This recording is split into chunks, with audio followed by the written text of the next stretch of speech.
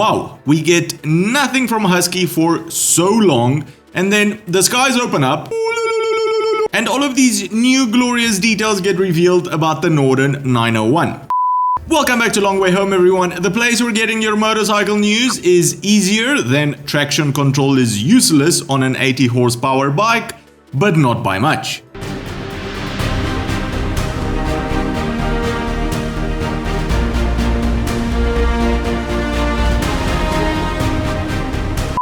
Now, I personally have been really excited about the Norden 901 since I saw it in the metal and plastic in 2019 at EICMA. We've covered it quite a bit on the show, and that excitement died down a little when we saw the first spy shots a while back. It just looked shorter and fatter than the concept. It kind of lost that X factor, that magic factor it had going. But now two things have happened in the past 2 weeks. Husky has started its Norden hype train by posting short episodes on YouTube about the development process of the Norden, and just this week one was spotted parked around Stelvio. Let's not waste any more time and go through everything that we know so far.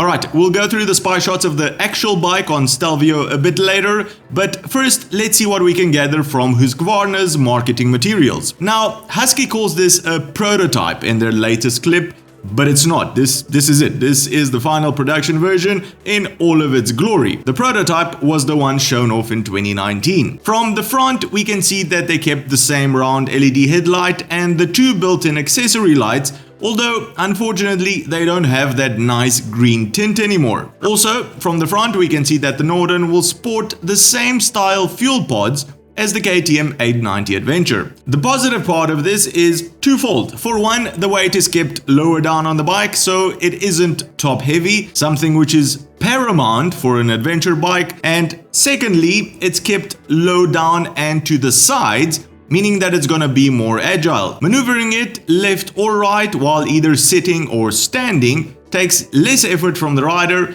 which means you won't tire as easily and will make less mistakes, obviously. The negative part is that it now looks like a KTM, and we already have one of those, so take that as you will. Secondly, and quite surprising actually, is that I am now expecting two versions of the Norden 901 to be released. While this is the case with most, if not all, manufacturers, Husky hasn't mentioned anything about there being two versions. As we take a close look at the screen cap, we can see a few differences between the bikes. Firstly, the exhausts are different, which could mean nothing since one is an Akrapovic and the other could be stock. The windshields as well are different. Again, one could be an add-on, but the biggest sign is the size of the wheels. Assuming the bikes are on the same plane, which I'm assuming they are, I'm expecting a version with 21 and 18-inch wheels and another with 19 and 17 inches. At the end of the day, this makes a lot of sense. Same as KTM,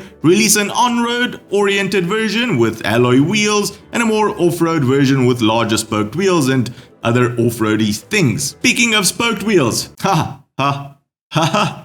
very funny, Husky. The Norden doesn't seem to have tubeless tires, and Husqvarna is kind of proud of this in a way, since they show the bike getting a puncture fixed in the middle of Iceland by lifting it up on top of a rock. Sure, that's adventurous. We all want adventure, that's why we buy these bikes. But then again, so is being chased by a bear in the forest while you're taking a dump. So tubeless tires and a center stand, 5 minutes and you're out of there, adventuring. The other elephant in the room is of course weight. Now, 2 years ago, Husky promised us class-leading lightness on the Norden, meaning that the weight is something they were actually really concentrating on bringing down. At this point in time, with what we've seen so far, I'm really not expecting anything mind-shattering here. I'm sure it'll hover around 210 kilograms or 460 pounds, just like the 890 Adventure. Getting over to the actual spy shots from earlier on this week, as far as the instrument cluster is concerned, we'll be getting a smallish, I would say 5-inch TFT display,